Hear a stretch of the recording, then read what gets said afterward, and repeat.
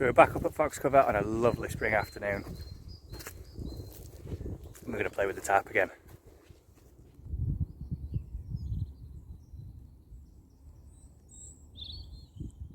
We're going to look at a couple of different setups this afternoon. We're not going to, however, have that integral floor that we had last time. We could always bang a little ground sheet under it if we wanted to keep off the dirt.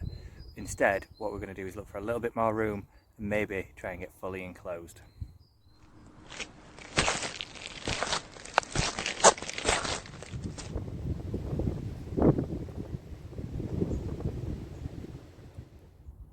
So just like last time, we're going to lay this down on the floor. We're going to stake out the back two corners. This time, however, we need to make sure the eyelets are pointing the right way around. The difference this time is I'm not staking down the corner eyelet. I'm coming one from either side. So we're going to peg this one in, this one, and then with this corner, we're just going to tuck it under.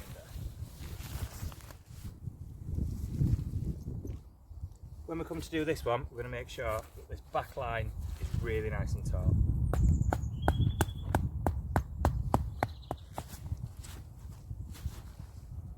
And again, you can see on this back side, all I've done with that slack is I've tucked it under. When it comes to pegging down the front, we're going to peg down the corner eyelet, but we want to peg this down roughly halfway between this one and the central one. So we're going to bring it over roughly here. So we've pulled our eyelet over, making sure it's nice and taut. Wallop that one in, and we're going to do the same on the other side.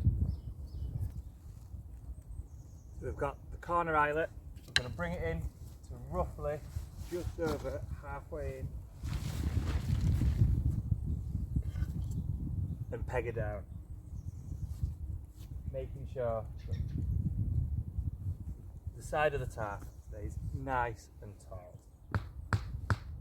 What we've done in sacrificing the ground sheet that was in the integral one last time is we've just given ourselves a lot more floor space. So what we're going to do is we're going to put that original pull back under, aiming for the central eyelets just like last time, still reinforced. Once our central pull's in place, just like last time, we're going to take the guys that we've attached to the front, pull them to the back, giving it that structure, that shape.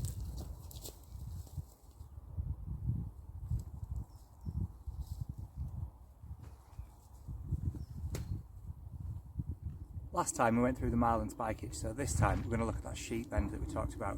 Traditionally, a sheet bend is not used to join two lengths of rope of differing diameters, but if we treat this grommet like a bite, we can do the exact same thing. So we're going to take this length of paracord, it's going to come up through the back towards you,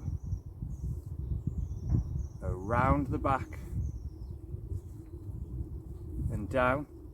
So we've got this, up over the front, through that original bite and pull. Because of the additional room that we have in here now, this line unfortunately no longer reaches the very first peg that we put in. Not to worry, put one in one of the other eyelets, we're just going to pull back towards that, wrap it round,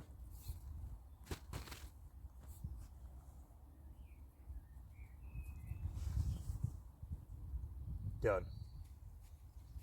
Marlin spike at the front, peg goes through, pull taut.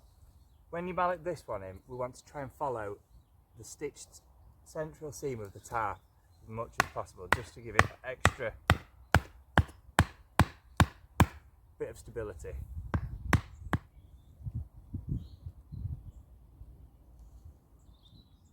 Okay, and just like last time, we're in. What we've gained in losing the integral ground sheet is buckets and buckets of space.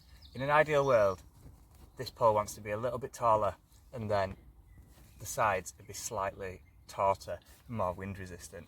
If you've got a walking pole, especially a telescopic one, that's going to be great for this kind of thing. But we're still faced with the same problem as last time. We've still got an opening at the front, and if it's not a sunny day like it is today, especially if the wind gets up, we're going to need to be enclosed. So let's see if we can get that fettled. So fully enclosed Tarp 10. All that you've missed is I've pegged out the back corners, and this time I have used the corner eyelets. What we're trying to achieve is like a triangular base pyramid. So we're going to take the two front corners and peg them out pretty close to one another where this eyelet ought to sit. We're not just going to put one peg through the two eyelets then, we're going to use one peg per eyelet.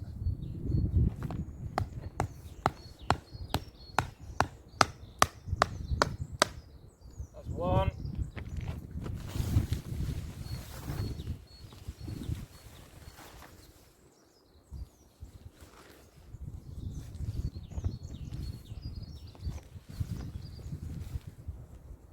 Two. You can see that these are pretty close to one another.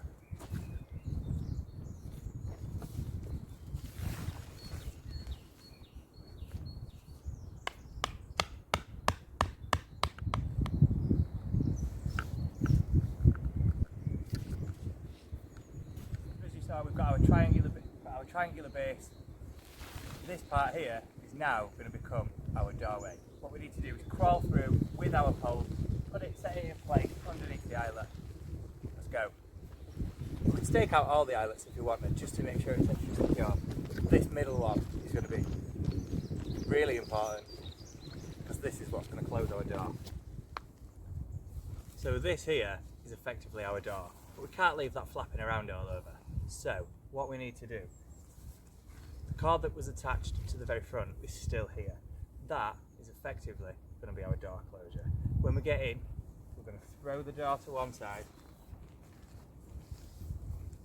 pull the cord under so we can pull it shut from inside, wrap it around the base of that peg. Let's see if we can get in. So we're back inside and you can see our door laying on top of itself here through the sun. Down here is the cord that we talked about and the peg on that central eyelet. If we pull that down, wrap that around, maybe even put a little hitch to it so it stays closed, we're in and we're covered from all sides.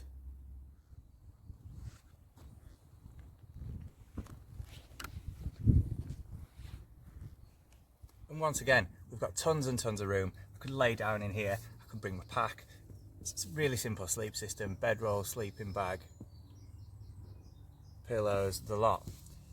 This pole maybe isn't the best for this one, only based on its height. If you had an extendable walking pole, or even if that was 6-8 inches longer, this would be absolutely bob on. Admittedly, this one is a bit baggy, you can see it blowing in the wind there. But like we talked about earlier, the taller the pole, the more stable that's going to be. I'm a little bit obsessed with these days. Can't wait to see yours.